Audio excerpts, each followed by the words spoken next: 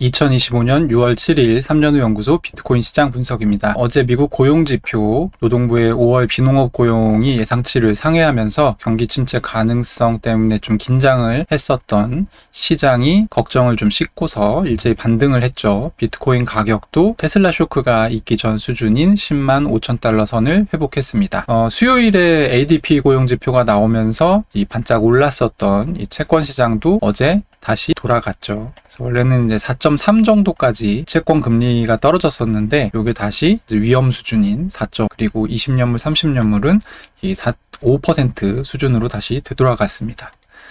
네, 어제 나왔었던 비농업 고용 관련한 이제 지표들을 좀 살펴보면 이 전월치가 14만 7천 건이 나왔었는데, 그래서 이제 이번 달에는 13만 건, 여기 이제 13만 건이라 돼 있는데 이게 나중에 이제 12만 5천 건으로 바뀌었죠. 12만 5천 건 정도를 예상했어요. 근데 실제로 나온 것은 13만 9천 건 정도 증가됐다라고 하면서 그러면 이제 예상치를 상회한 거니까 고용이 아직도 굉장히 좋다는 것이죠. 그래서 상승을 했습니다. 시장이 좀 좋게 받아들였고, 여기 이제 실업률이 굉장히 중요했었는데, 실업률은 예상치가 4.2였는데 실제치도 이제 4.2 정도로 나와서 이거는 뭐 예상 부합이니까 전반적으로 굉장히 안 좋게 봤었어요. 그래서 제가 어제 방송에서도 이 블룸버그의 예상치를 따로 전해드렸었죠. 그거는 이제 9만 몇천 건 정도로 예상 하회를 하는 그런 예상이었는데, 이 예상 하회를 할 줄 알았더니 이제 상회를 한 거죠.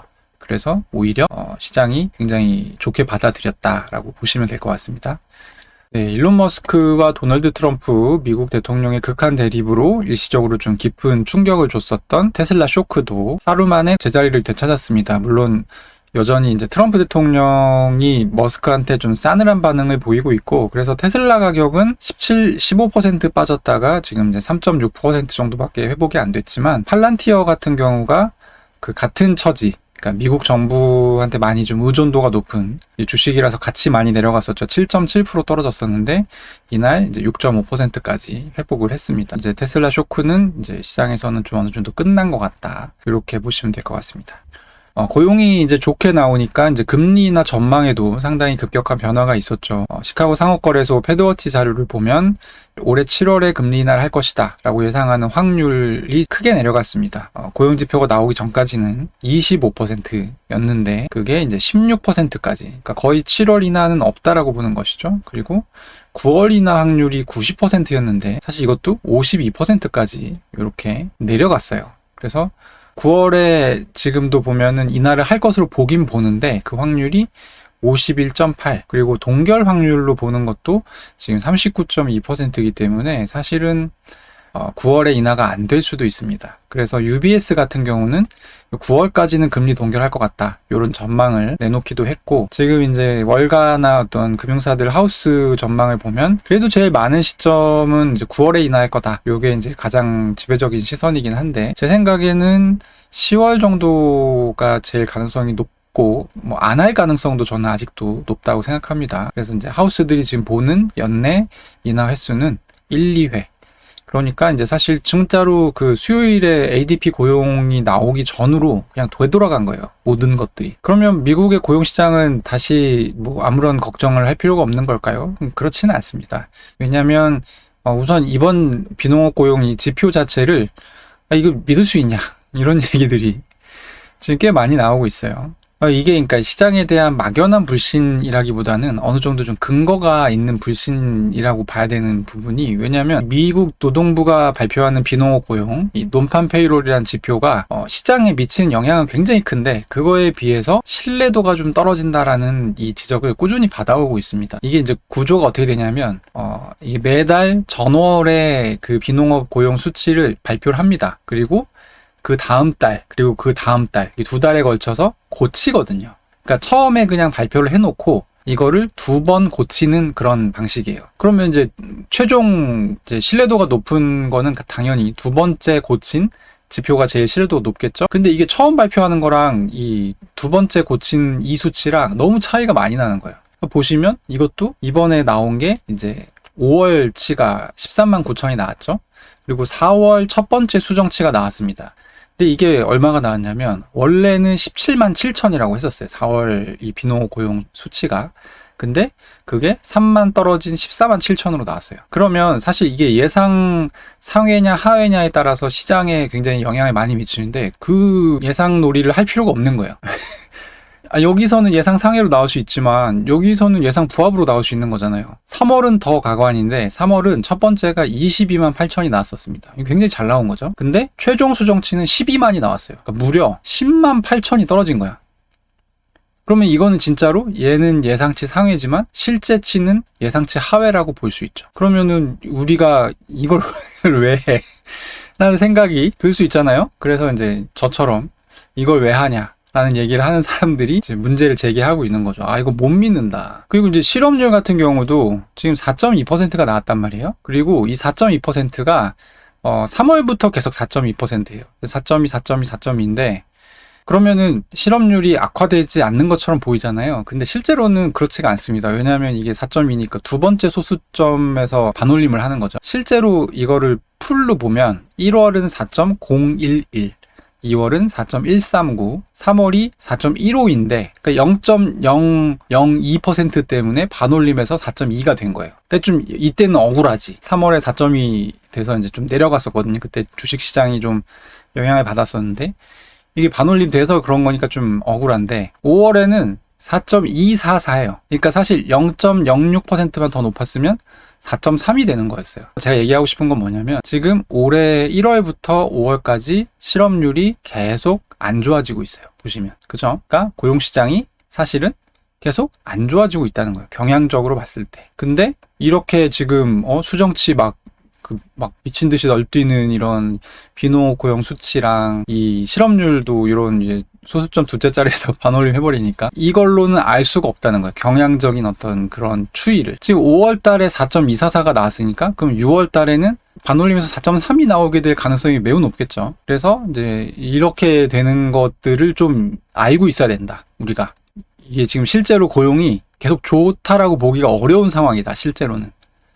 그리고 이제 연준이 이렇게 높은 가중치를 두고 참고하는 노동부 비농업 고용 자료가 이렇게 오차율이 높다는 것은 사실 어떤 문제를 야기할 수 있냐면 이게 경기 대응을 해야 되는데 이게 적확한 대응이 아니게 될 수 있는 거죠. 그러니까 좀 늦은 대응을 할 가능성이 높은 거예요. 왜냐하면 지금 1월 달에도 마이너스 32,000, 2월 달에도 마이너스 39,000, 그리고 3월 달에는 마이너스 108,000. 그러니까 대체로 이게 플러스 마이너스 이렇게 되면 그래도 괜찮은데 계속 좋게 나오는 경향이 있어요. 그러니까 첫 번째 발표가 좋게 나와. 그러니까 5월에 나온 것도 13만 9천이겠지만 우린 어떤 계산이 가능해요?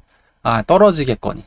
왜냐면 올해 내내 떨어졌어. 이 수정치가. 그러니까 다음 달에 이 13만 9천이 뭐 12만 8천 내지는 뭐 10만 3천 뭐 이런 식으로 3만씩 떨어질 수가 있는 거죠. 그러면은 사실 5월 달에 고용이 굉장히 안 좋았던 거니까 연준이 5월부터 대응을 했어야 되는 건데 그게 한 달 단위로 이제 밀려서 나타난다는 이렇게 문제점이 있는 겁니다. 이번 주의 핵심 토픽은 이제 고용이었는데 어쨌든 비농업 고용이 마지막에 잘 나오면서 이제 고용은 좀 한숨 돌리게 됐죠. 그러면 다시 이제 시장 변동성의 무게추는 당연히 관세 쪽으로 되돌아가겠죠. 마침 트럼프가 시진핑과 통화를 하면서 이 날짜를 도출했습니다. 그래서 미국과 중국이 6월 9일에 영국 런던에 모여서 다시 한번 회담을 갖자 이렇게 이제 합의를 했고 지금 논의되고 있는 의제는 일단 미국이 이제 요구하는 것이 중국은 수출 주도형 경제 구조랑 막 니네 불공평하게 니네 자국 기업들한테 보조금 막 지급하는 거 그만둬라 이 얘기가 논의될 가능성이 있고 중국 입장에서는 지금 미국에 대해서 히토리 수출 제한을 걸어놨죠. 어제 몇몇 자기들이 찍어주는 기업에 대해서는 이 수출 제한을 좀 풀겠다 6개월 동안